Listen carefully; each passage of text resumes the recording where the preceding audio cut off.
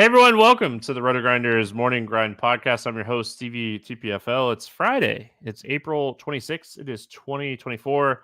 We have a massive 13-game MLB slate here on today's podcast. A lot to talk about.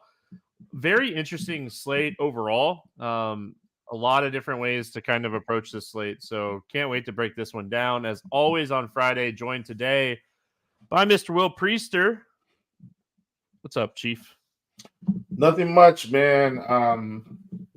Glad to come on and talk through this slate with you. Obviously, the NFL draft is happening, and so many things, happening in the draft. I think probably the biggest thing was Michael Penix being drafted by the Falcons, and I have my thoughts about that. I think I actually like Michael Penix. I think he's a good quarterback, and I think him being drafted early.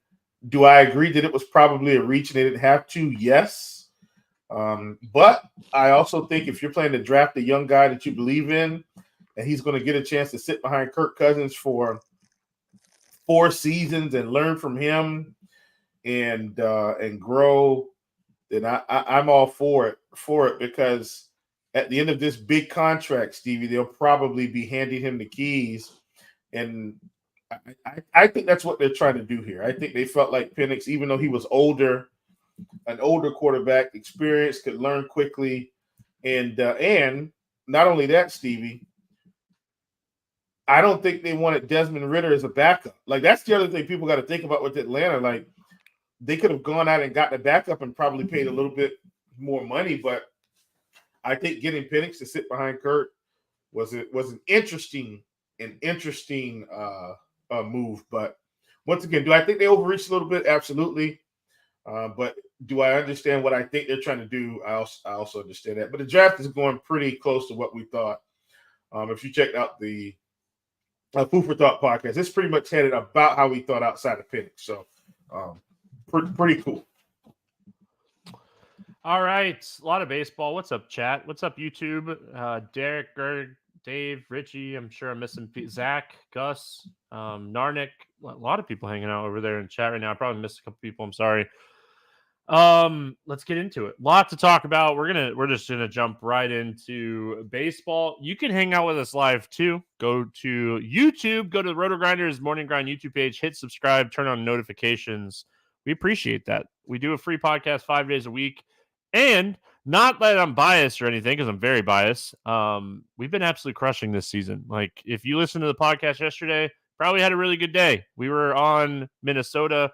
We were on San Diego, obviously, and, we talked about all the pitchers that did well. So hopefully you listened to the podcast yesterday. We got Oakland at Baltimore, 7.5 total in this one. Baltimore, a 260 favorite. Ross Stripling against Corbin Burns. Right off the top, Will. Right off the top here. Any interest here in Ross Stripling? No. Yeah, I knew the quick no was coming, for sure, and it should. That's why. I mean, yeah. Listen, we're not playing Ross Stripling in this matchup against Baltimore. Ross Stripling's a below average strikeout pitcher. He gives up a lot of hard contact to both sides. This is an easy spot to stay away from him.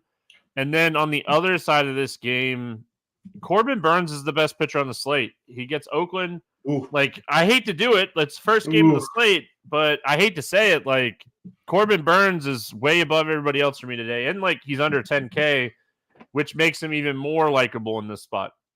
Yeah, Aaron Nola 10-3 against San Diego, one of the lowest strikeout teams in baseball. We're going to get there, Stevie, I know.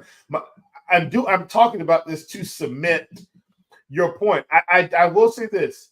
I do think Imanaga is going to be in the mix, but I'm not playing him over Corbin Burns. Like, this is, wow. He should be able to feast on the Oakland Athletics, Stevie. It won't even be close here, or it shouldn't be close here. He should be able to mow his team down. Hopefully, if he can keep his control going, Stevie, keep the ball on the ground. This has the makings of him putting together a masterful performance on the mound for Baltimore at home. So really like Burns today. I'm with you for 9,600. Yeah, he's had a couple rough starts here recently, but I don't care. He's a 25 to 30% K rate guy. Oakland's the highest strikeout team in baseball. They're one of the worst teams in baseball against right-handed pitching this season. Like, honestly, Will, for me, it's just like, this is an don't overthink it spot. Just, I know it's a 13-game slate, which hopefully keeps his ownership down a little bit, but don't overthink Corbin Burns today, in my opinion. Do you have any interest in the Oakland bats? No. Yeah, I mean, if you're targeting Burns, it's typically lefties, but even like this year, he's generating a ton of ground balls against lefties. So I'm out. No interest here for me on Oakland. Any interest here in the Baltimore bats? Plenty. Sign me up. Love Adley Rutschman today as a spin-up catcher. Definitely think this is a guy that can get going. Steve, you're probably going to like Ryan O'Hearn. I mean, he has been good this season. Don't mind him. Cedric Mullins at 4,400 is the guy that I really like. Been batting down around 6 this season, Stevie, not leading off. So, I mean, you know, his ownership has kind of stayed under the radar. Gunnar Henderson, most expensive bat on this team. But if you haven't been paying attention, Stevie, he's been on fire. I mean, just absolutely scoring, hitting, doing it all. Stevie, 3 double-digit fantasy point performances in a row, 4 out of the last 5, 7, I think, out of the last 10. I think somewhere around, I don't know, let's give it 15 or 16 out of the last 20. And you know, I'm just kind of talking, but Stevie, he's been just crushing here from a fantasy perspective. So really like him against Ross Stripling. Westberg has been another guy, Steve, even though it's righty, that has put together some nice performances along the way. So I'm not sparing either side of the plate. All these guys are in play. Even Mr. Jackson Holiday, if he plays, who's been struggling a bit here. Get him in your lineups. I don't trust Ross Stripling as far as I can throw. Stripling's not like a dominant, like splitsy pitcher, so you could play righties against him too. No issues with that. Westberg is off to a really strong start. I wrote these up the other day for part of like premium that I was doing, so I have it in front of me. It might have changed. Ryan O'Hearn is first in xWOBA in all of baseball. He's first in X slugging percentage in all of baseball. So X stats are expected stats. They're one of my favorite things to use, expected outcomes. Kind of taking some stuff off the board, but you know, StatCast, they've upped the game. Like the stuff that you can look at with StatCast data has just upped the game. So looking at O'Hearn's stuff, I mean, he's third in X batting average. Like, this is a guy that's just hitting the ball hard. He's averaging, Will, a barrel every 14 plate appearances. That's just phenomenal. It's the third best in baseball. You know who he's behind? Ohtani. The other guy he's behind is Stevenson. I don't count that. He doesn't have, like, he's not as qualified. So, like, the top 3 to me with barrels per plate appearance, Ohtani, Ryan O'Hearn, Bobby Witt Jr. Like, O'Hearn is in that tier. So, yeah, I'm going to keep playing him. You nailed it when you said I was going to like him. Yes, I do. I like him. I think that just healthy and hitting the ball hard. Like, he's come to Baltimore. He's found a new home. Yeah. It stinks. I mean, could you imagine if Kansas City would have kept O'Hearn and they, like, add him into that lineup they got going on over there in Kansas City? Like, but, hey, good for Ryan O'Hearn. Like Baltimore, they're an awesome stack. Hate the ballpark. Let's just throw that out there. Hate the ballpark. All right. We got the Dodgers and the Blue Jays. Yeah, Dodgers and Blue Jays, 9 total. This game's in Toronto. The Dodgers are a 130 favorite. We got Gavin Stone against Chris Bassett. Any interest here in Gavin Stone? Nope. Not playing Gavin Stone. I will give a little bit more than just a hard no, but I just think Toronto is too low of a strikeout team for me to be investing in Stone shares today. That's really what it boils down to. And so while Stone does have some strikeout ability, Stevie, I view his performance probably closer to what we saw from the Mets than what we've seen from some of these earlier performances this season. Toronto, while they may not score runs, Stevie, they're a tough lineup to strike out. Yeah, I agree with you. Gavin Stone's a huge, like, he's a top end prospect. He's expected to do well. I will say, like, when you're digging into some of his advanced stats, like his whiff rate, his swinging strike rate, like all that stuff is phenomenal. It just really hasn't like translated into strikeouts yet, right? Like he's sitting at a 14.6% swinging strike rate, and his whiff rate this season is 30.6. Like if we're looking at a 30.6 whiff rate with a swinging strike rate over 14%, he should be, in all honesty, he should be somebody that's striking out guys at like a 25 to 28% clip here. So I think the strikeouts are going to come with Gavin Stone. I just don't necessarily love him in this matchup. Like you said, Toronto, kind of a gutless offense, but they just don't strike out very much. So that's the biggest concern when taking Gavin Stone. I will say at his price point, I don't think he's the worst option. I just think we want to target him in better spots throughout the year. Any interest in Bassett on the other side here? Stevie, believe it or not, I wish I could have some interest in Bassett. I don't mind taking Bassett in matchups where I think there are going to be some strikeouts. There are some strikeouts in this lineup. If people haven't been paying attention, Stevie, you see Betts, you see Ohtani, you see Freeman, you see Smith. And then you see Muncy on down. The strikeouts are just way up for the last, 5 bats. The problem is those first 4 bats, Stevie, could be all you need to get punished and run you out of town. So I don't think I'm going to get to Bassett today, despite the high K rates at the bottom of this order. Even though the K rates are there, this is still a punishing team if they get rolling. I think I'm fading Bassett at 8,100, and I'll be fine. I think there's plenty of pitching. Another guy in the 8K range that I love. I don't need to play Bassett today.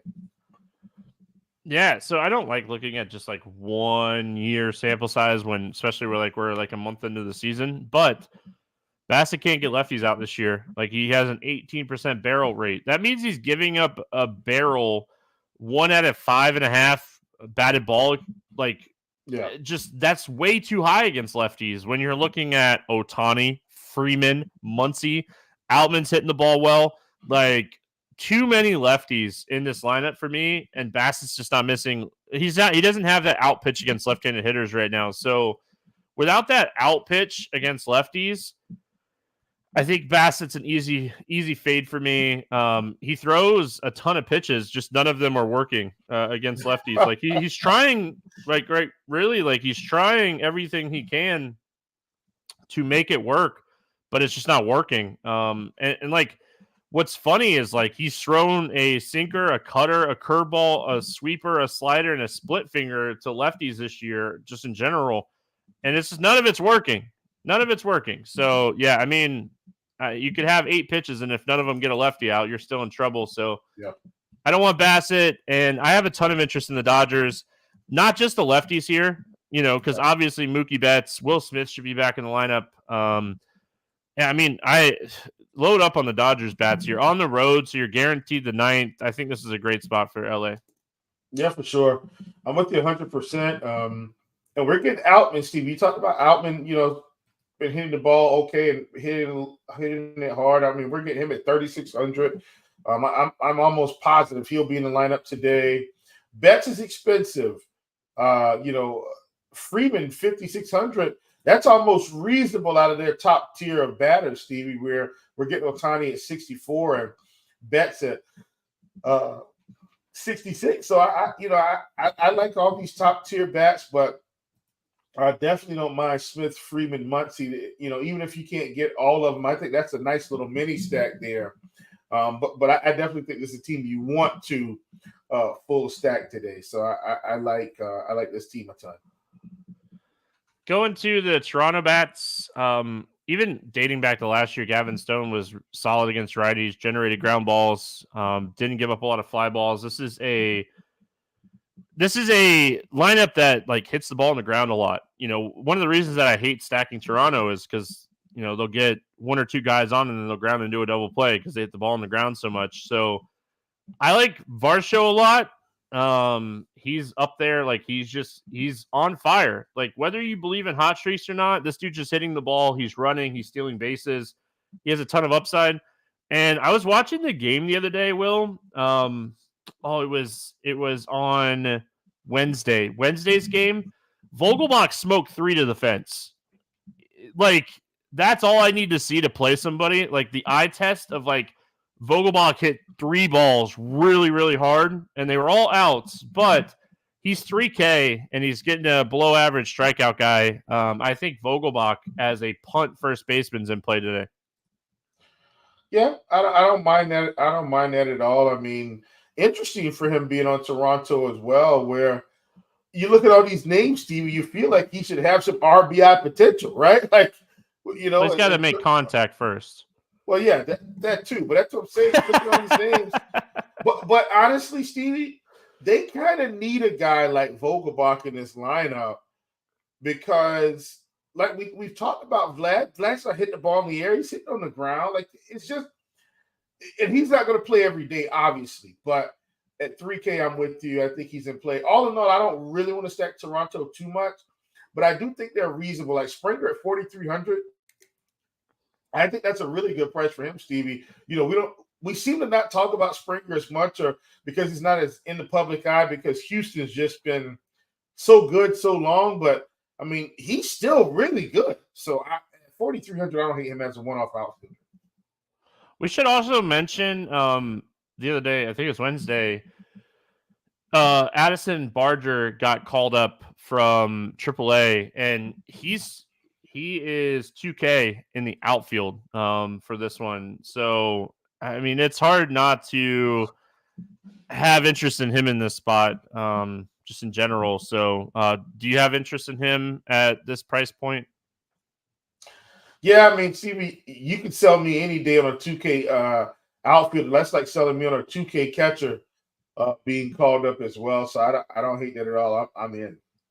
Yeah, and it's not like this guy's bad or anything, right? Like, this is a guy that is a top 5 prospect in Toronto's organization. They really, like, realistically, this is a guy they just tried to find a spot for. Like, big power, big arm. Like they were talking about on the broadcast yesterday, he's a huge arm.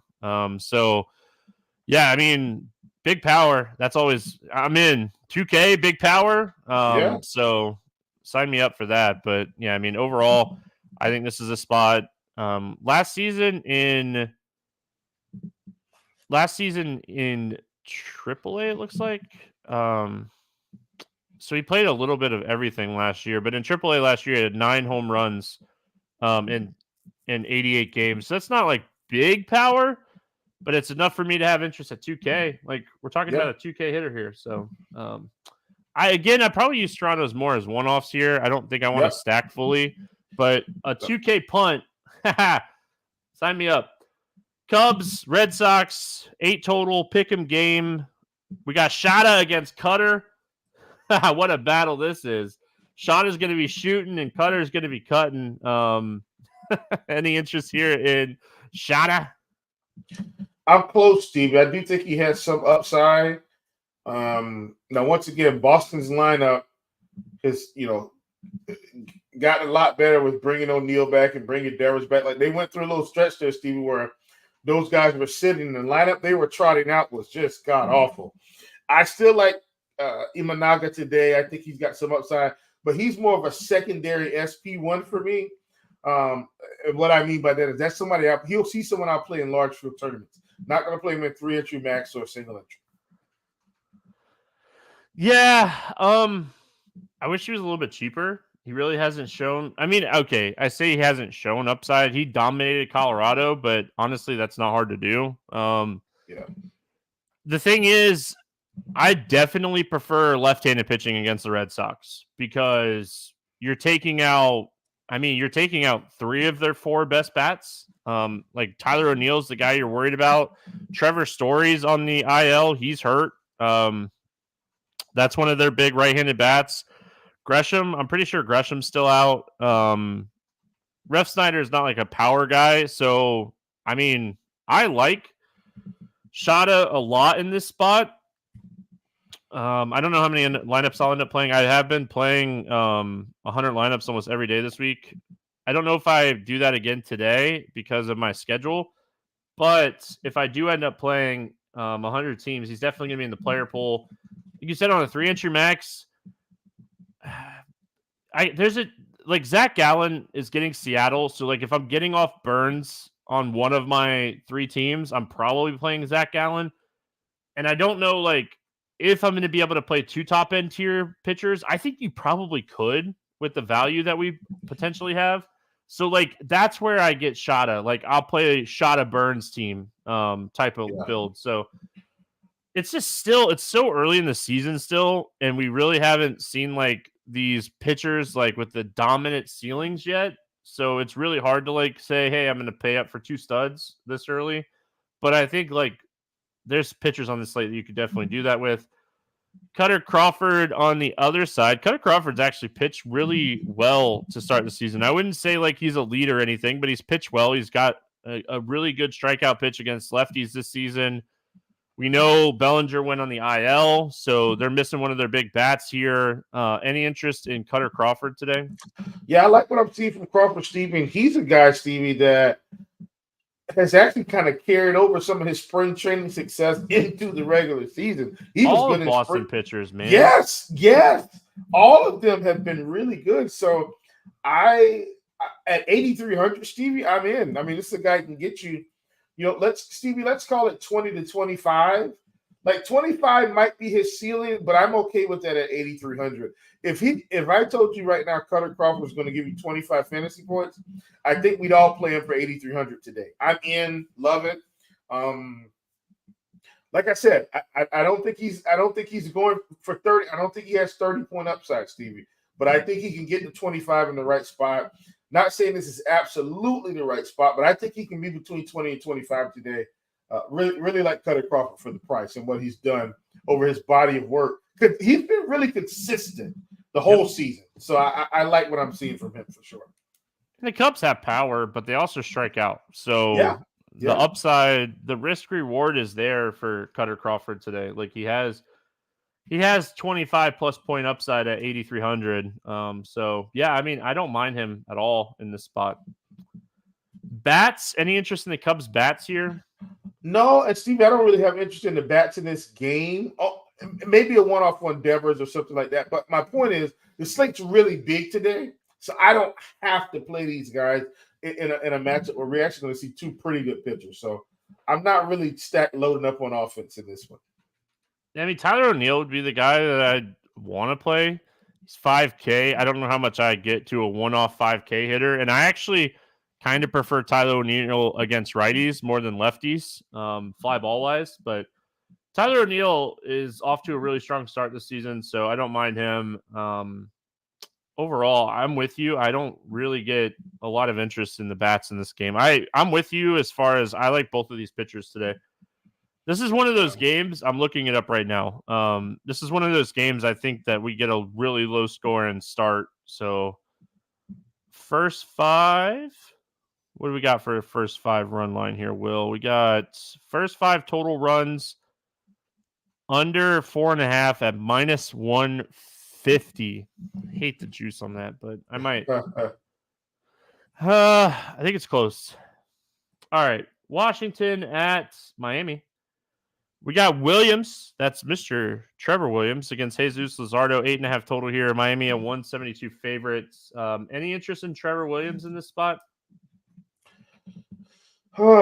Stevie, I don't think so. I was close with Williams because Miami's just been they have been playing well. They haven't been putting it together. There are some strikeouts in this lineup. But I think I can get away with not playing Williams.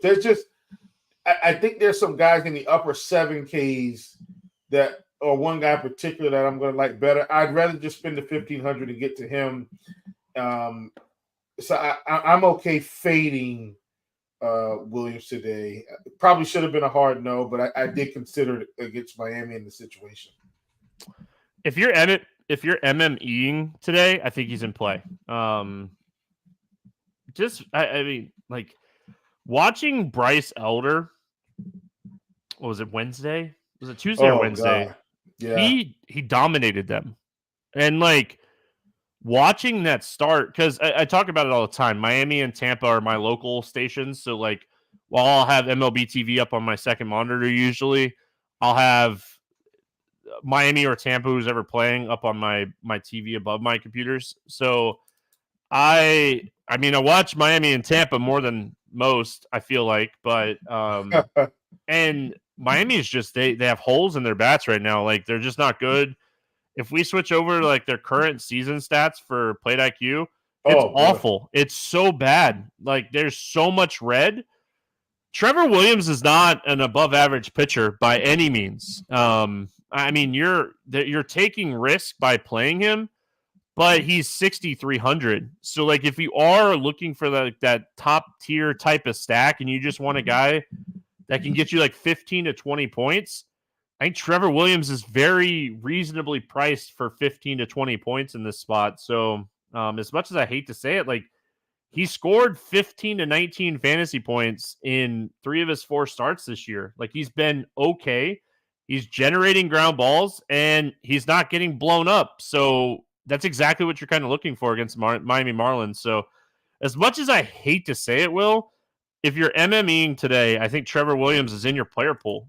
He's going to open up bats for you, and there's plenty of bats. It's 13-game slate.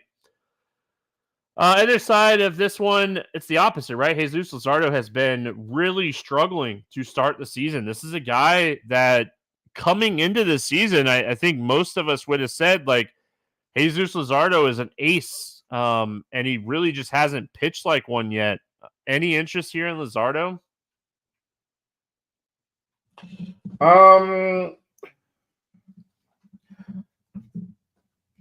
Slight. I wish he wasn't facing Washington today. And let me say this. Washington was low strikeout last year. There are some strikeouts at the bottom of this lineup this season as well. So that's what I'm saying. Like, as we start adjusting, Steven, I'm starting to look at some of these season numbers just to get an idea of where kind of teams might be headed. And there are some strikeouts at the bottom of the Washington order. But I don't think I want to play Jesus Luzardo because I've seen maybe 1 or 2 good games out of him all season, Stevie. And so really we haven't seen any type of real upside game outside of his 8 strikeout game against Pittsburgh. I think Jesus Luzardo might be a little bit too expensive for where he is this season, not his actual upside. And the more I think about it, I think I'm going to take the fade. I want to condense my pool down. I've got another guy in this 8K range that I love today. I mean, love. Cutter Crawford is one of them, but there's another one. I think Cutter Crawford is better than Luzardo right now. I'm fading Luzardo today. So I have been digging into Jesus Luzardo. I did it for like the 15 minutes before we got started here. Like, I just was looking, and like, I can't really find anything on what's going on with him. His velocity is down a little. It's not a lot, a little. And that's the only thing that made any sense to me when I was looking into Luzardo this season, was his velocity is down like 1 mile an hour on average. Started to tick a little bit back up in recent starts. He threw 104 pitches last time out. His whiff rate on his slider is 51.5%. It was 51.8 last year. His whiff rate on his changeup this year, 42.9. It was 36.1% last year. The biggest thing that I could find on him, just in general, was like his sinker is not missing bats, but he doesn't throw his sinker a lot. So I don't know. I have slight interest because Washington can't get all these lefties out of the lineup, so they're going to leave some of these lefties in there. And they strike out more against left-handed pitching than they do against right-handed pitching. I think he's okay today. And like when Jesus Luzardo is on, he can top that like 30 fantasy point number, and he's 8,500. So again, I think like in a 3-entry max, you don't have to do like a Luzardo today. But if you're MMEing on this slate, like if you're playing 20 plus lineups, I think Luzardo's in play. I think he'd be in my player pool. Washington bats. Any interest in the Washington bats here? No. Yeah. So On Thursday, Senzel was in the lineup and he got scratched. It was a stomach bug. If he's back in the lineup, he's 2,300 and he has a 262 ISO with a 430 WOBA against left-handed pitching since the start of last season. At 2,300, you're not going to find many guys in under 2,500 that have a 262 ISO and a 430 WOBA. Yeah. So I don't mind Senzel if he's back in there. If the bug is gone, maybe he got the fish. I saw your Zaxby's cup the last time I ate there. I got the fish. Wasn't gotcha. pleasant. Miami side of this one, I'm really just, it's so hard. I mean, because like typically Trevor Williams pitching, it's like, all right, who we playing? Yeah. But right now, the Marlins, man, another team that, like, if you're looking at their current season stats, just awful. I mean, maybe a little Brian De La Cruz at 3,700 here. Like, he's been the one bright spot of this offense this year, but even he's been striking out a ton lately. Any interest here in the Marlins? If so, it probably just would have been Jazz. And he's 4,900 now, Stevie. Jazz still has a little upside. That's about it. But I'm not actively targeting the Miami Marlins. No way, Jose. You shouldn't.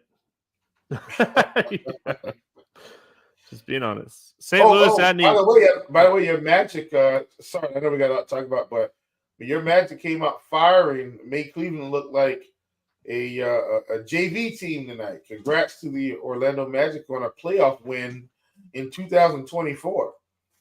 Paulo Banchero is the real deal. I'm gonna keep saying it. If we can get a productive guard, and like we have guards. Well, Klay Thompson might be coming to town. I don't even know if I'd want Klay.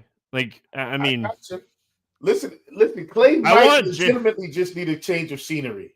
Yeah, he might. That might be all he needs. I want Jalen Suggs to play like he did tonight. Like, if Jalen Suggs plays like he did tonight, watch out, man. The Magic could make a run. He had a game. Like, it was. That's the type of production we need from him. But Banchero, Paulo, just, gosh, man, dude is a beast.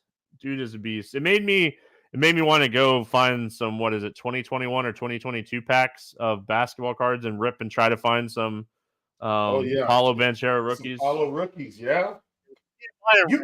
You might be able to get a couple of prisms that aren't too bad. PSA 10 right now, because the card industry is down a little bit right now. It's going to go back up. I might look for some PSA 10s. Good luck with that after tonight's game. Those cards are going through the roof. St. Louis at New York facing the Mets. We got a 7.5 total here. Mets a slight favorite. It's almost a pick'em game. Miles Mikolas against Jose Budo. Any interest in Mikolas at 5,500? No. I'm not doing it, Steve. I am not doing it. It's crazy when you're like, I would rather play Trevor Williams than I would rather play. I would. His matchup is much better. It's much better than this. Mikolas just doesn't have it. Give me Albert Suarez at 5,500. That's who I want at 5,500. Is he? He's not on the slate, is he? Yeah. No, he's not. But that's what I said. Messing with my head here. But yeah, Miles Mikolas, 17% Ks this season. His ISO at 225, his WOBA at 330 or 383. Hard hit rate 52%. Swinging strike rate is actually lower than last year. So like I expect his strikeout rate to kind of decrease a little bit with looking at some of his whiff rates and swinging strike rates. So I think he's like a 15% K rate guy. And you don't want to play a 15% K rate guy. We finally we saw him give up some home runs last time out, and it was just a matter of time before that was going to start happening. So no interest in Miles Mikolas for me either. Jose Budo on the other side of this game. Any interest here against the Cards?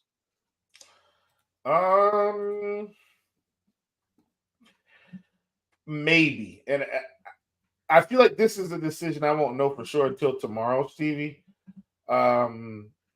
The Cards have been bad, but I actually still think the Cardinals are better than what we've seen generally this season. The one thing I do like about Jose is the pitch count is intact. He's getting 90-plus pitches. He does have some strikeout upside. So at 7,100, I might play him above Trevor Williams because of the strikeout upside. Trevor Williams still has the better matchup, in my opinion. Jose's pitching a pretty good pitching in a pretty good ballpark. Mass multi-entry, I think I get this up. Not in 3-entry or single entry. 3-entry max or single entry. No, and basically I was going to say the same thing. Like if you're we try to do the best we can of like, hey, if you're playing single entry or 3-entry max, this probably isn't the guy. But if you are running like 20 plus teams, like I think this is a guy. He's kind of like a fly ball guy, and he's pitching in New York, and he doesn't give up home runs because he generates enough soft contact on the fly ball. So I think he's playable here today. Again, he's 7,100, and he's already once this season gone 29 fantasy points on DK. So like, that was against Kansas City. We know the upside's there. The ballpark's fantastic. Yeah, I mean, I think he is very playable. Like his advanced stats look good. Like he has big strikeout stuff against righties, which we know Contreras, Arenado, Goldschmidt, Wynn definitely are on the lineup. And like, okay, I'm getting enough righties where I have a little bit of upside. So yeah, I mean, I think overall, I don't mind it. And again, I feel like this is a guy that is like, yeah, he can target just in general. Cardinals are not good. Sorry, Cards fans. I know you guys are in chat. Any interest in the St. Louis Bats? No. And I'm trying not to give all of the hard nose to guys I don't want to play, Stevie, but St. Louis has been struggling, and I'm willing to just continue to leave this offense on the shelf unless they're facing a really bad pitcher. I don't think Butto's a bad pitcher right now, so I'm fading St. Louis. Yeah, no real interest for me in St. Louis. I'm with you. I do think some of the Cardinals bats are going to get going. Like Nolan Gorman's a better hitter than what he's shown so far this season. So like he'll get going. Newt Bar being back definitely helps this lineup overall. He's hit safely in 4 or 5 games. So it's just overall, I just don't have a ton of interest in the Cards. Ballpark too. Like I'm not going to sit here and say I'm stacking the Mets either. Like I love picking on Miles Mikolas, but this ballpark stinks. Any interest in the Mets bats here? I do have interest, Stevie, but part of it is salary related. Part of it is Miles Mikolas is terrible. Let's call it that. And so, I hope DJ Stewart gets to play today. He's 2,800, and he's a guy that I would consider. JD Martinez should be suiting up as well. He's back from the minors after that little back issue or whatever. You've got Nemo. You've got Lindor, who hasn't really been great this season, but I think he's going to come around. Obviously, you've got Pete Alonso. You've got Navarez, who's kind of become the guy now with Alvarez out. I just think there's enough cheap pieces. McNeil, 3,200. I think there's enough cheap pieces versus a struggling Mikolas to where I play some Met stacks today. I think they're a secondary stack. I don't know if I'd full stack the Mets in this ballpark. I like the idea of picking on Mikolas with Nimmo, Lindor, Alonso, Beatty. You mentioned my boy DJ Stewart. I love playing DJ Stewart. Like under 3K home run upside, I'm in. I mean, I don't care if you go 1 for 4 with a home run and 3 strikeouts. Who cares? Yeah, we'll take it. That's what you're playing DJ Stewart for. You're chasing the home run upside.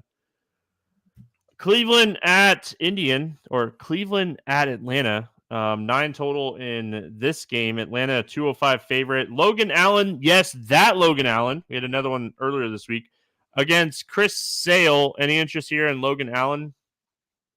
No. Facing the Braves, not doing it. Yeah, it's so hard to get excited about playing a lefty, below average strikeout lefty against Atlanta. Oof. Like, oh boy. Yeah, it's tough. If that's a tough scene. Atlanta, while they have struggled a little bit this season against left-handed pitching, we just kind of know that like this is one of the best teams in baseball against left-handed pitching, and we just trust the process here. So yeah, I'm out on Allen. Chris Sale, 9,300 going up against Cleveland. Any interest here in Sale? Oh man, Stevie, like I don't know if this is the spot. Like, Cleveland's been fairly low strikeout. There's a couple strikeouts in the lineup. Don't get me wrong. The other thing is, Chris Sale's gotten it done against pretty much everybody he's faced this season. I mean, he struggled with Miami, but Arizona's probably comparable to Cleveland's team. And in fact, Arizona's absolutely better than Cleveland in terms of overall power, still low strikeouts. I mean, it was early in the season, but 6 Ks, 5 1/3 innings. Didn't really get shelled too much. Same thing against Texas, Stevie. Texas is definitely a comparable or a better offense, in my opinion, than Cleveland. And they're not a high strikeout team this season either. I think I play him in mass multi-entry because the upside's there. But I don't get to him in single entry or 3-entry max. We've got some guys for that. One guy coming up real soon in particular, but I think Sale deserves to get played in mass multi-entry for sure. Like, he's been fine. I want to see what the lineup looks like. Because Cleveland typically has a lot of lefties in their lineup. That's why they're really tough against right-handed pitching in general. If they leave all these lefties in there, if we get 4-5 lefties and then you get some of the bad righties in there, yeah, Sale gets a huge bump for me. Because we've already seen now Chris Sale throw over 100 pitches in a start, so we're like, all right. Yeah. The worry of his ceiling being capped because of pitch count is kind of out. He is giving up a ton of hard contact, but okay, it's Cleveland. You're not too concerned about that. So I think you just kind of want to see what the lineup looks like here for Cleveland.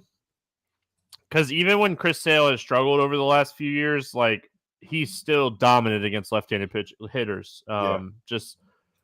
So, yeah, I mean, it's going to be I'm assuming Quan and the Naylor brothers play, so he probably gets at least 3 minimum. They'll sit Bo sometimes against lefties for, what's the other catcher? Hedges, right? Hedges, who's worse? And, David Fry probably cracks the lineup for somebody. They have a couple righties waiting, right? Just in general. Yeah. Is Laureano... They'll probably play Jimenez. Jimenez is an everyday guy for them right now.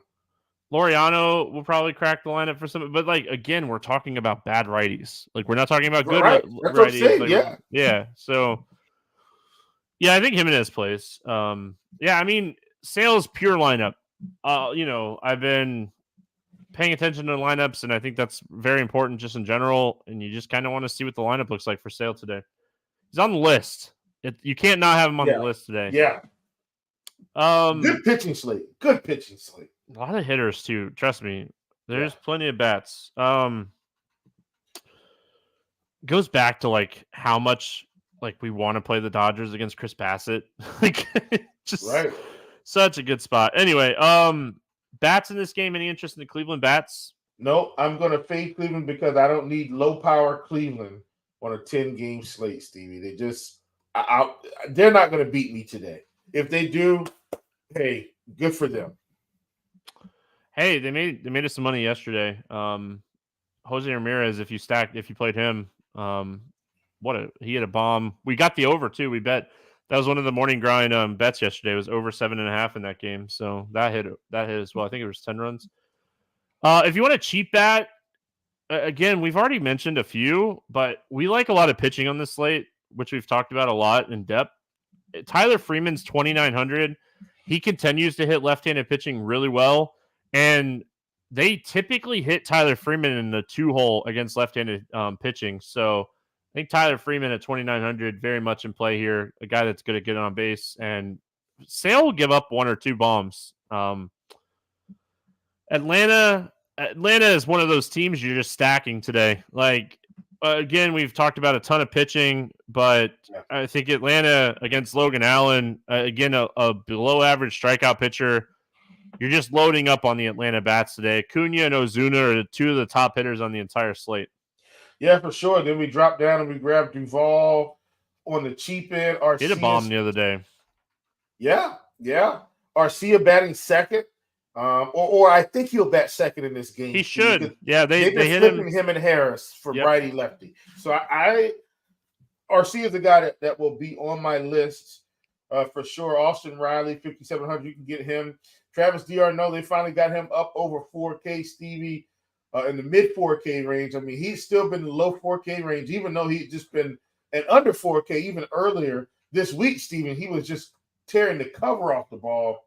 And at 4,400, I definitely think he's a guy that you can consider, not to leave out Matt Olson, folks. We keep talking about it. And I know, like, recently we haven't seen those double-digit fantasy point games, but they will come. And so at 5,800, I don't mind him either. Lefty. All right, Tampa Bay at Chicago taking on the White Sox. 8 total in this game. Tampa is a minus 250 favorite. Zach Eflin against Chris Flexen. Oh, we'll talk about Chris Flexen in a second, but let's talk about Zach Eflin. He has been better, right? Like, started kind of shaky, but he's been a lot better here recently. And I mean, here you go.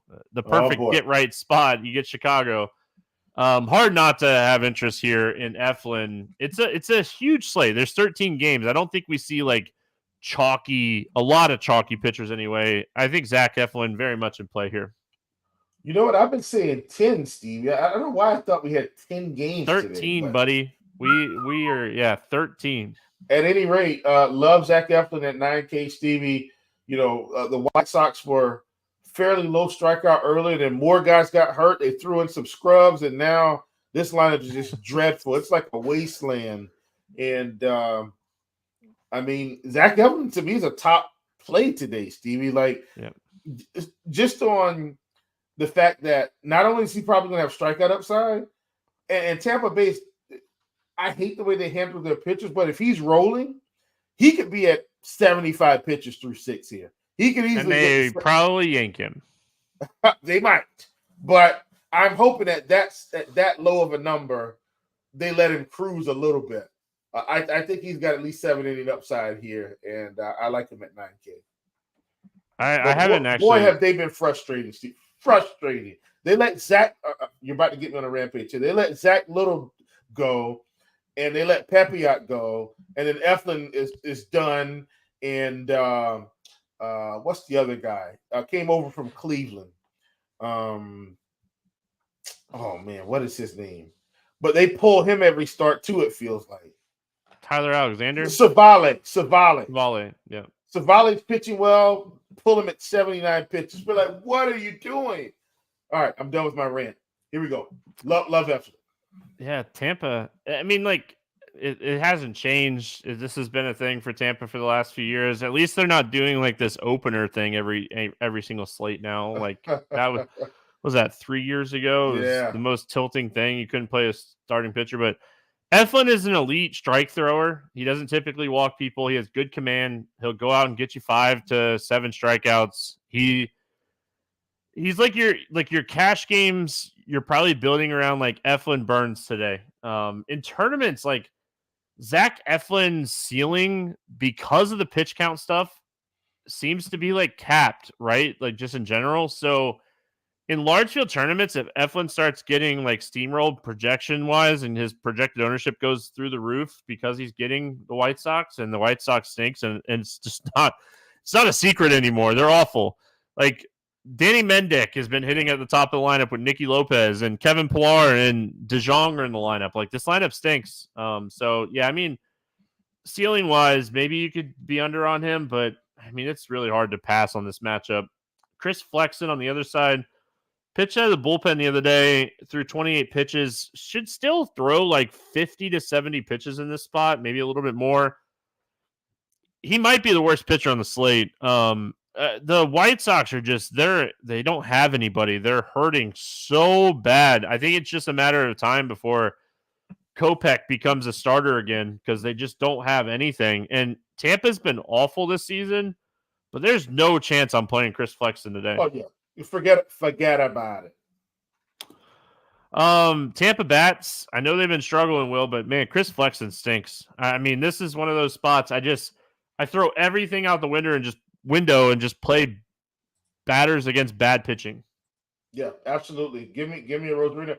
And Rosario has actually been one of their bright spots this season, Stevie. He's kind of not been on the terrible list for Tampa Bay. So please, guys, make sure Rosario's in the lineup today. Paredes, who's been fairly low strikeout, He's had 2 okay games, so I don't mind him.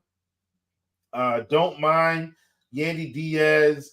I'm not thrilled about Pinto. Pinto's kind of been one of their catchers that has played a fair amount of days, but even still, Steve, I think we definitely need to play some Tampa Bay stats. Derek says Stevie had a retirement to play for the White Sox. My son had practice tonight for baseball, and there was no team behind us, which there always is. So I threw about 20, 25 tonight. Not miles an hour. Threw like 20, 25 pitches.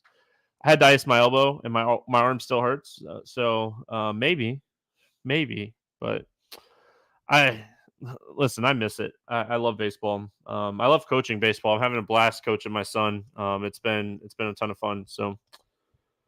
White Sox bats. Any interest in the White Sox bats against Eflin? No. Yeah, one of the reasons why we like Eflin is just this lineup stinks. I mean, Gavin Sheets, I'll keep saying it, like he's been the bright spot, but even like Gavin Sheets has been struggling lately because I mean, singles aren't going to get you there when nobody behind you can get you around. So it's tough to play. Tough to play right now. Cincinnati at Texas. 8.5 total in this game. Texas a 165 favorite. Ashcraft against Eovaldi. Any interest here in Ashcraft? No. Not playing them against Texas. Texas, much lower strikeout overall as a team this season, Stevie. And Graham Ashcraft has been better, don't get me wrong, and has had a couple of nice performances, or at least one, I think, around 23, 25, something like that. But I'm not playing Graham Ashcraft at 8 o'clock at 8,000 against the Texas Rangers today. No way. Yeah, we could be picky, right? Like we already talked about so many pitchers we like on this slate. There's a couple more that we're going to talk about that we like on the slate. You could be picky, right? So at the end of the day, I just don't want to play Ashcraft against a good offense. I think Ashcraft has the potential to be above average pitcher. He might actually be an above average pitcher right now. But I don't want to play him against Texas. I mean, again, I can be picky, and like Eovaldi on the other side of this game, Eovaldi has upside. Cincinnati is a high strikeout offense. Yes, I might pass on Eovaldi today. Like he just might be an odd man out for me because I can be picky, and Eovaldi doesn't have like that dominant 10 strikeout stuff at 8,600. So Eovaldi is a great pitcher. Cincinnati strikes out a ton. This could easily work out for Eovaldi, but I think I'm going to pass on him today. I think I can be picky. I get it. We're going to be on opposite ends on this one, though. We're allowed to do that. Yeah. I like Eovaldi because of everything that you said. Like, in my opinion, Eovaldi is definitely better than Ashcraft right now. And I think this lineup gives him an extra strikeout or two. And Eovaldi's a guy that, isn't going to get out there and walk 20 guys and get himself into too many jams. May give up a couple hits. But typically, Steve, if he's rolling, keeping the ball on the ground, keeping the ball in the park, you're not running the score up against him.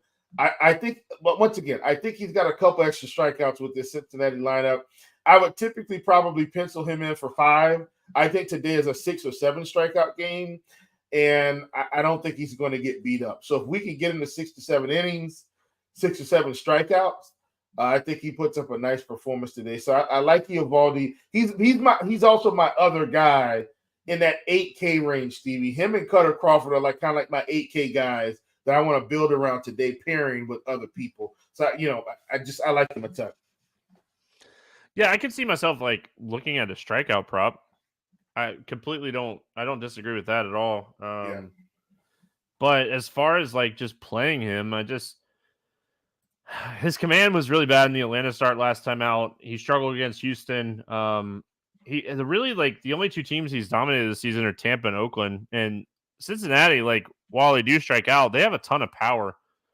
Eovaldi's a guy that can give up some home runs. So I worry overall just about the matchup. I like the strikeout upside, but I'd be lying to you if I don't think that like Eovaldi's going to give up like 3+ runs in this game. He might strike out 7 or 8, but 3 runs with the strikeouts. I just don't see him touching some of the other guys in this range. So I think Eovaldi's a great pitcher overall. I don't know if great's the right word. I think Eovaldi's a good pitcher. I don't think he's a great pitcher. He's a good pitcher, but I don't think listen, I'm glad when we disagree, it's fine. usually when I make jelly beans, but we don't have time for that. Any interest in the Cincinnati Bats here? If I was Stevie, it'd be from a one-off perspective for sure.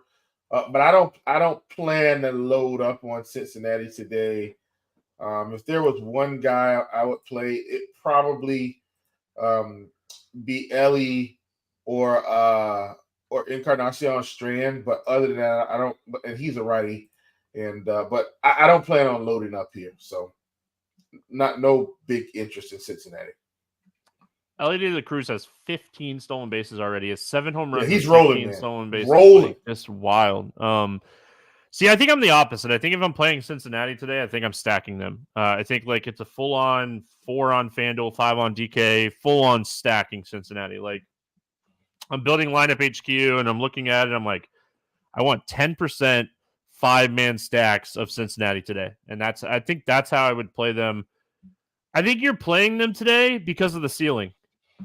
I mean, I think that's why you're playing Texas on the other side of this game. You're playing Texas on this game, other side of this game, because of the ceiling. We talked a lot about pitching on this slate. We're going to talk about more pitching.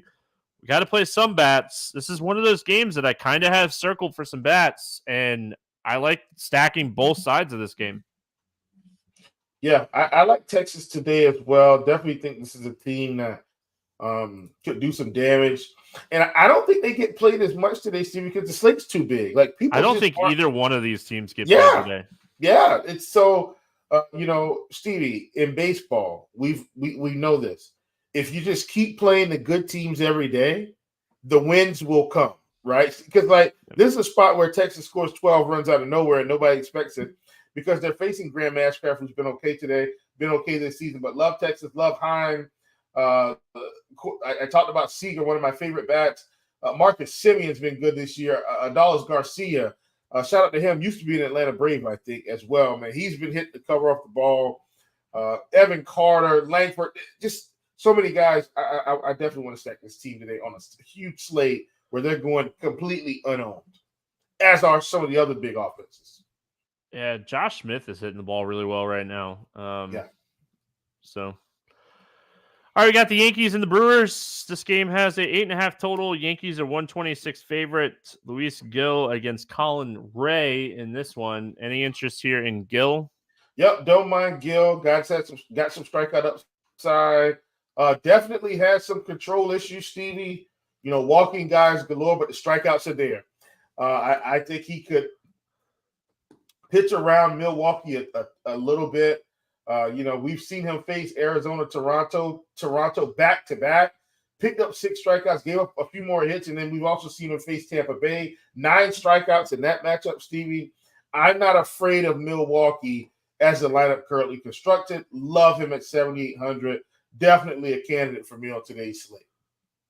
Yeah, he's like one of those darling StatCast guys. You look at some of his StatCast stuff, and it's just absolutely phenomenal. He's getting great run value on almost all of his pitches. His X batting average is 105. That's top 1% in baseball.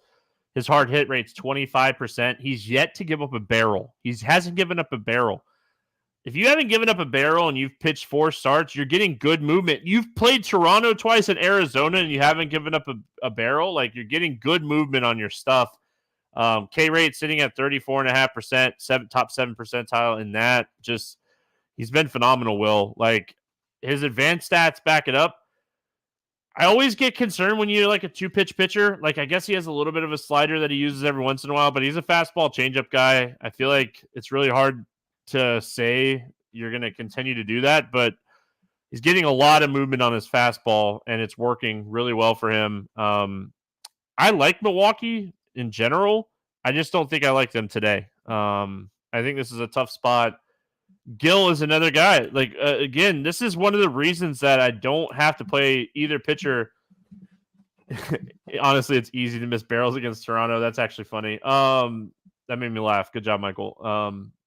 But this is why I don't have to get like Ashcraft or Eovaldi in the game before this, because like I think Gil and Eovaldi have very similar ceilings, and Gil is $800 less.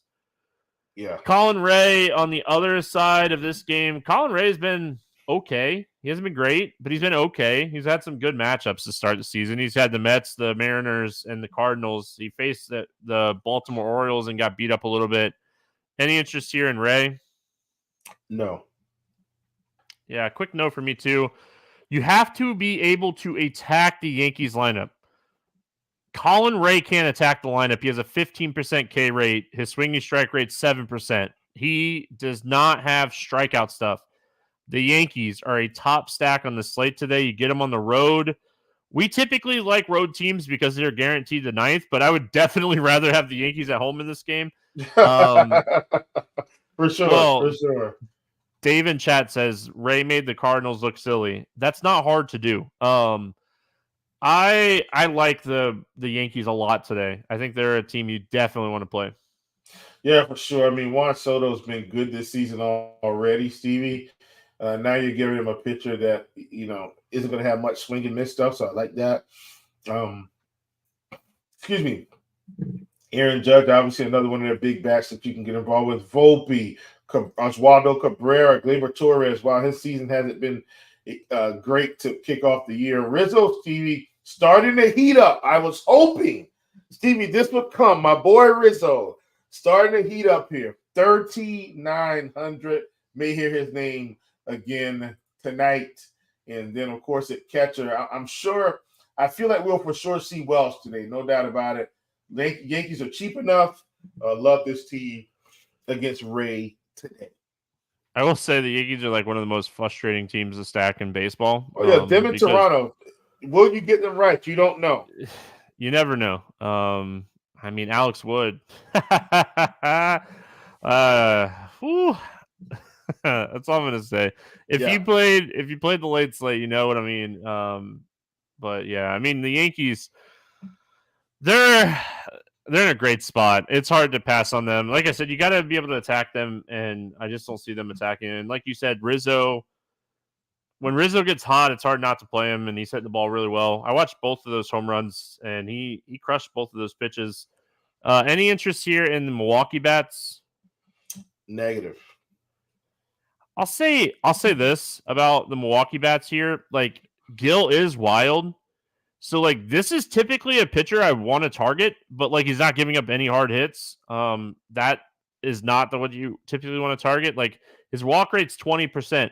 So, like, if he was giving up a lot of hard hits and barrels and his ISO is high, like, this is exactly the type of guy you want to target because, I mean, looking at his stuff, but I just don't think I can do it here. Like, I don't think I want to do it. So yeah, I mean, overall, I think I'm going to pass on the Brewers today, and plenty of slates left on this season to play some Brewers. Yeah. All right, moving along. Still a bunch of games to get through. Appreciate everyone hanging out with us. And I know this is a longer podcast, but that's what happens when they give us 13 on a Friday. Minnesota at LA taking on the Angels, 8.5 total. Pick'em game. Bailey Ober against Patrick Sandoval. Any interest here in Bailey Ober? No. Yeah, I like the potential price point, and I think on different slate, you could potentially play Bailey Ober today. I just don't think you can do it today and on this slate. Man, the price is so good though, Will. Like, it's so good. He's a fringe play for me. He's a fringe play for me. All you got to do is pitch around Mike Trout. I don't know how many times I got to say it. All you got to do is pitch around Mike Trout. Patrick Sandoval on the other side. Any interest in him in this spot? See, Sandoval's fringe for me. Minnesota, they're another team that's been striking out a ton. He hasn't been great this season, Stevie, but he's at home. He has some ability. If he can keep the ball in the yard and not let them run the score up on him, and not run his pitch count up early, he could get through 6 innings and probably pick up 6 strikeouts against this team. Sandoval's on the edge, but he hasn't been great this season, but he's on the edge because of the matchup. He's on the edge of glory. Edge. I like his strikeout upside here. He's somebody that I wrote down to see if his strikeout prop comes in at like 5.5, because I like the over on 5.5. It better be, because if they give us 4.5, I'm going to be like that gypsy says, here, take my money. Yeah, I highly doubt they give us 4.5, but I would pay the juice if they gave us 4.5. That's for sure. But Sandoval has strikeout upside. Minnesota strikes out. I mean, they can go very right-handed, which is very concerning for a guy like Sandoval, who definitely is splitsy, really good against lefties, struggles against righties. So I'm just worried about that. Like they could go Jeffers, Buxton, Margot, Miranda, Santana hits from both sides. They have Austin Martin in this lineup. Vasquez, they can get in the lineup. They realistically could take all the lefties out of the lineup. That's what they did against Crochet the other day. I was very high on Crochet, and I still rolled him out there, but the lineup scared me, and I should have probably backed it down a little bit. So if they roll 9 righties against Sandoval, I don't know if I'd necessarily have to play him today because of the slate. Any interest in the Minnesota bats in this one? Yeah, for the same reason I like Sandoval, the same reason I hate him, Stevie. It's everything you talked about. Give me the righties, give me the lefties. I've seen Sandoval just come out and have meltdowns over and over and over. So I'm in on this team from a stack perspective. Yeah, I don't mind Minnesota at all today. Probably a mini stack, but I do think that they're okay. And then the Angels, I mean, Mike Trout, was he at 10 home runs already? Just keeps doing it every single day, it feels like, because nobody would pitch around him. I'm telling you, Will, like if I could come out right now of this chair and face Mike Trout and he wouldn't have a pitch to hit because that's how I'd pitch him. I throw everything in the dirt. You want to swing at it, go for it, but you're not getting anything. Like I don't know how. I don't know why teams keep pitching to him. Like you take and you look at this team statistics, and you're like, why are you pitching to this guy? Any interest in LA bats? Definitely Mike Trout. Yeah, he's one of their hitters for sure. Haley Ober has a lower strikeout rate against righties too. He's kind of reverse splitsy with his pitch mix, which favors Trout even more. Yep, and that's why I was saying, about O'Hoppe as well. I like him. So those two guys for sure. Even though he's a kind of a big spin, I don't hate it. Joe Adell at 3K hits now in 4 straight, and he's starting to hit the ball hard. Reverse splitsy type pitcher with Ober here. I think Joe Adell is another one of those cheap guys you can look at as a potential one-off today. Yeah. Arizona at Seattle. We're cruising along. 7.5 total. Arizona 132 favorite. Zach Gallen, Emerson Hancock. Hey, we have another ace, and we have another ace in a really good spot. Zach Gallen, 10K. This is a spot he should dominate. Yeah, for sure. Love Zach Gallen today at 10K. He absolutely needs to be in your lineup. This is a guy, Stevie. I've talked about a lot of pitchers that are probably just playing in mass multi-entry. Gallen is someone I would play across the board. Single entry, 3-entry max, 20-entry max, mass multi-entry. He goes in the pool today. This matchup against Seattle is a good one for him, Stevie. Strikeouts galore. And this is a guy, if he's rolling, they will let him pitch. We've already seen him go over 100 pitches so far this season. And I think this is a spot where he could pick up a quality start and definitely has an opportunity to be in line for the win. I think strikeouts, once again, the strikeouts are there. Zach Gallen, really good play. Yeah. I mean, I don't have anything else to add. Emerson Hancock on the other side here. Low strikeout, below average strikeout pitcher facing a fantastic Arizona lineup. This is an easy stay away spot for me. Yep. No Hancock for me either. Let's talk Arizona bats. Yeah. Big stack today. Big stack. Yeah. I mean, don't necessarily love the ballpark, but are not to have a lot of interest here in Arizona against this guy. Yeah. And we're getting a little bit of a discount on Corbin Carroll, too, Steve. Like, I think we've played Corbin Carroll as high as maybe 5,800 at certain spots this season. So we're getting a discount on him. We should see Jock Peterson today at 4,200, Gurriel, don't mind him either. Blaze Alexander continues to play. He's 3,900. I don't hate him. They've just been playing Eugenio Suarez, Stevie, even though I thought they would play a little bit more Jace Peterson. They seem committed to Eugenio Suarez. Jace got sent down or released. Yeah. So I don't hate him. Ketel Marte's another one of their pretty much everyday guys. Don't hate him. Christian Walker, 5K. Moreno back 3,700. Like this, I love this lineup, Stevie. And this is a good spot for them. Even though we talked about the ballpark, they can score some runs. And this is a team that doesn't have to hit the home run ball to score 6 to 7 runs. They could get there through singles, steals. The top of this lineup, Stevie, Carroll and Marte, both will take off and run. So I like the opportunity here for the Diamondbacks. If Pavin Smith continues to hit towards the top of the lineup, it's hard not to have interest in him at 2,700 too. So, yeah, really, really interested in Arizona. And Jace Peterson got released, not even sent down. He gone. Yeah. So yeah, can't hit under 50. Any interest in the Seattle bats in this one? No. Hey, it was good to see Julio Rodriguez steal a base, like doing something to trying to get going, man. Had a couple hits. Like this is now 3 of his last 5 games. He has multiple hits. He's hitting. He's just not hitting home runs. It's very interesting. Yeah. Launch angle stuff with him, but he'd be the one guy I'd play, but I'm not one-offing him likely in this spot. Philadelphia at San Diego. 7.5 total pick'em game. Aaron Nola, Joe Musgrove. Any interest here in Nola? I am not playing Aaron Nola against San Diego. I know he's had a couple better performances, Stevie. Guess who those guys were? The White Sox and the Colorado Rockies. You better have good performances against them. At 10-3, I don't think there's any reason to play Aaron Nola today at this price. Too many other guys that are cheaper and better spots, in my opinion. Yeah, I don't. Okay, so this is what I'm going to say on Nola.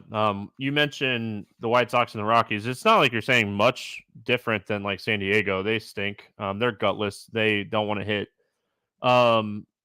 They're coming off strike out like these other but teams. they're coming off of an altitude game, right? They're coming back from Coors. The ball's going to look a little different for the first game. We always see this. Aaron Nola is not my favorite by any means. Like he's not even like probably a top 5 pitcher for me today, right? Like I think that we have so many good pitchers on this slate. It's baseball. And the thing that I love about baseball is like you can pay up to get different sometimes. I think you could pay up to get different to play Aaron Nola today. Like if you're running 150 today, Chief, I think you could double the field on Nola and only have to play like 15% of a guy that can get you 30 fantasy points. So I think leverage wise and tournament game theory wise, Nola makes sense in that aspect. Again, he's not a top 5 pitcher for me today, but from the game theory perspective and from a tournament perspective, I think Nola's in play because of that. Yes, the Padres don't strike out. I get that. I agree with you. I don't necessarily want to play Nola. That's why he's not a top 5 pitcher for me today. But when we're looking at just pure ceiling, and I don't think Nola's going to get a lot of ownership today. I think he projects for less than 10%. I think Nola comes in at like the 5 to 8%. So like I could play 12 to 15% of him and double the field. Okay. He's not going to go out and get shelled in this spot. So again, I think all you would need is Nola to outscore Gallen or Burns. I think the probability of that happening is very low. But I think that just from a perspective of like game theory, I think he's in play. Padres coming off of altitude again, like I said, helps a little bit. The ball will look a little different. Hey, tell Narniak. Well, I'll tell him. He said Sunday the Astros come to Coors. Actually, they're going to be in Mexico City, which is even better hitting conditions than Coors. Yeah. The Astros are probably going to put up some runs this weekend. No doubt about it. Yeah, whether you like if you like Trevor Bauer or you don't like Trevor Bauer, to each his own.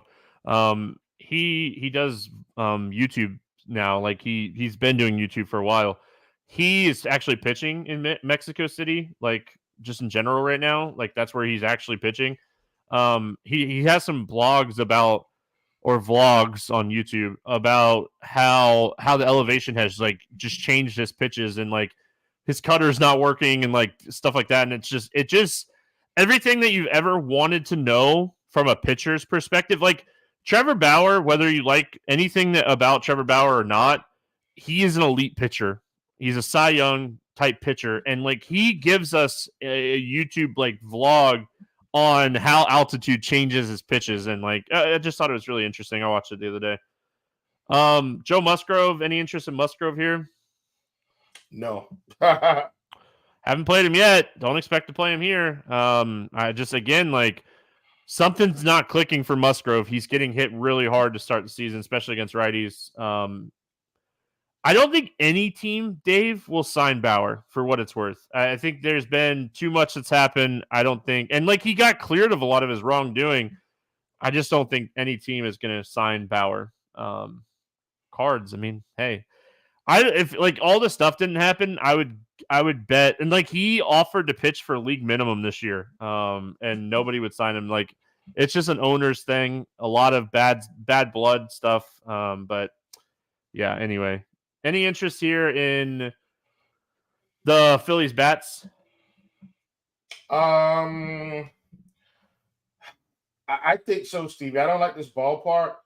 But Joe Musgrove hasn't been great, man. And so, give me Schwarber, give me Marsh, give me Castellanos, give me Trey Turner, give me Bryce Harper. I like this team today. I've been, call me a Musgrove hater since spring training, and it has paid off for me, Steve. I've been taking unders on him most starts. And while, some of these he's gotten me, I've won most of these. So, give me the Philly bats. He's been a little reverse splitsy this season, and he's been reverse splitsy throughout his career. So Trey Turner, I think, is in a great spot. Alec Boehm, I think, is in a really good spot. So, and that's not to say that Schwarber and Harper home run when he was in the lineup today on Thursday was like the easiest call ever. So baby narrative and a great spot in Cincinnati. He crushed that ball too. It was great. It was just a pleasant thing to watch. I do think Philly's in play. Very much in play. I just, again, Musgrove, something's not clicking for Musgrove. He's not generating strikeouts. He's struggling, especially against righties. So a little reverse splitsy here. I wish like they had that like giant power righty. I don't know if I'd call Trey Turner a power righty. And then, like even Alec Boehm, I don't know if I'd call him like a power righty. He's a speedy righty, Trey Turner. We're here. We're to the last game. 13 games, an hour and 17 minutes later. Pittsburgh at San Francisco. 8 total. The Giants are 154 favorites. We got Quinn Priester going up against Kyle Harrison. Any interest here in Quinn Priester? No. He's been awful since he came to the big leagues last year, making my family name look terrible. And I will not be investing in Quinn Priester today. Will's like, no. I don't want it. So,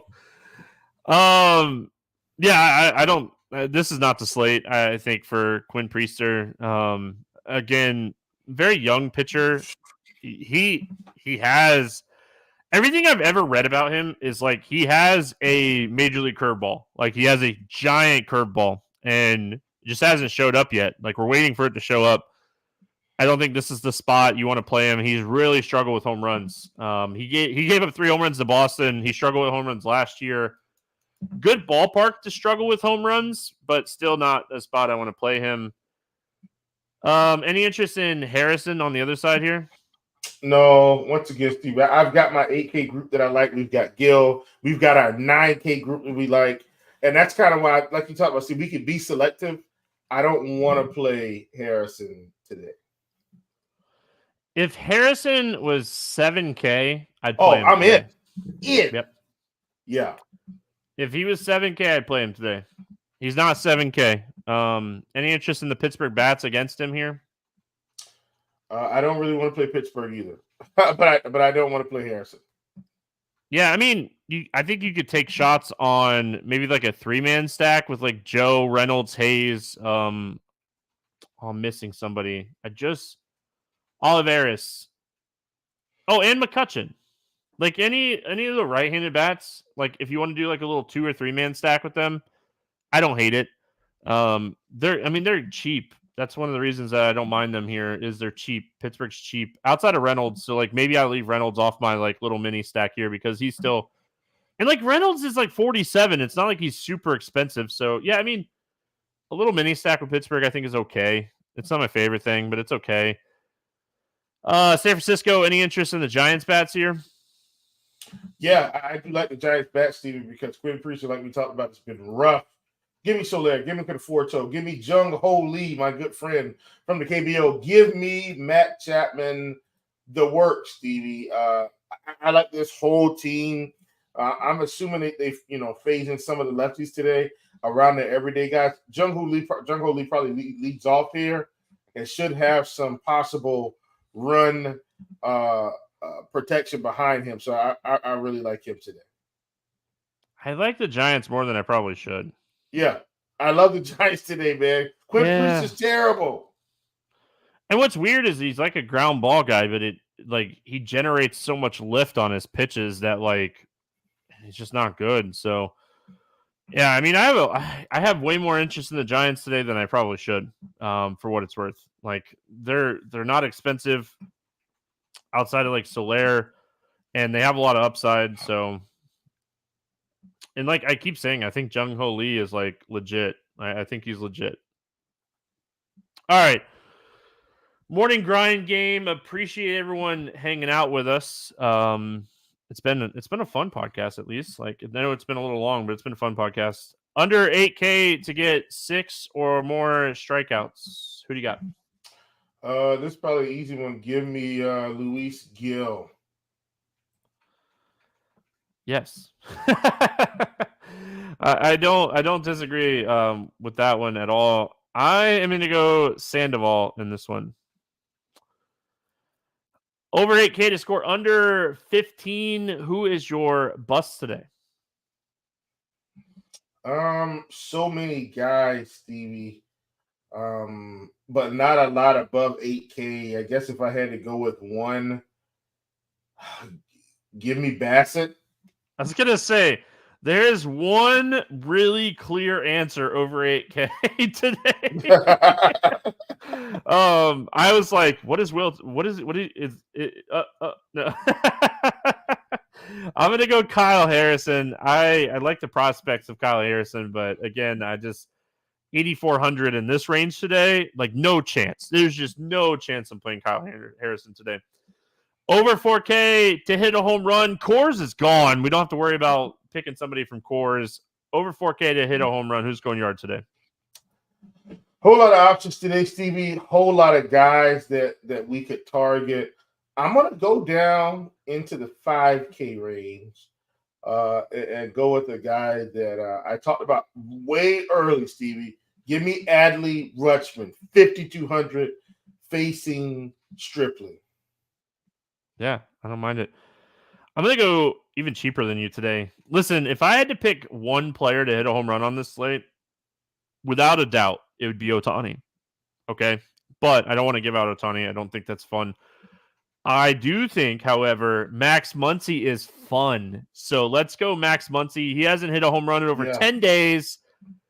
He's due, as I like to point out to Derek Carty, I had so much fun doing a crunch time with Derek Carty today. And even afterwards in his messages, like, because he told me Julian had a huge pinch hit risk, and I was like, it doesn't matter if he hits a home run. Well, he hit 2. So there you go, Carty. Suck it. Under 4K to get 2 hits. Who's a cheap bat that you like today? There's a lot of them. Well, man, I talked about, one of my favorite players. Michael Brantley is gone. But Anthony Rizzo, Stevie, is still here, hanging on for dear life at 3,900. Love him today. Yeah, I hear you. As much as I like Varsho, it seems like he wants to get 1 hit a day, because it's just annoying, and I don't know if I want to pick him because of that. There's a lot of options that we talked about here, and I wrote down Varsho, but I don't know if I want to go with Varsho. I was trying to remember who I like down here. There was I know who it is. From Toronto. Same game. Give me Addison Barger to get his first major league hit and have a double hit game. So there you go. Armstrong hit his first home run today. First hit of his career home run. Is O'Hearn under 4K? I always like O'Hearn. Is he under 4K? See, he's 4K now, so it's not under 4K. We all know I like O'Hearn. Stack to score 6 or more runs. Who do you got today, Will? Man, so many places we could go, Stevie. I think I'm not going necessarily off the beaten path, but man, I'm going to stay in this last game. I'm not a believer in San Francisco, man. I think they can pile it on you late. I said I have more interest in Arizona or San Francisco than I probably should. It's a really good spot for them. I mean, I really like. Gosh, it pains me to say this, but I really, really, really like Tampa Bay today. It just sounds ugly, but give me Tampa. Probably use them more as like 4-man stacks than 5-man stacks on DK, but I just Chris Flexen is not good. He's just not good at all. So give me Tampa. Any player props or pick and plays that you like here on the slate?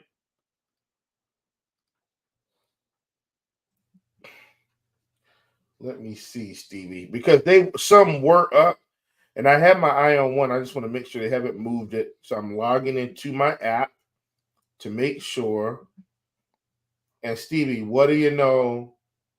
They have not moved it. Zach Eflin, 5.5 strikeouts today. I want more than that projection against the White Sox.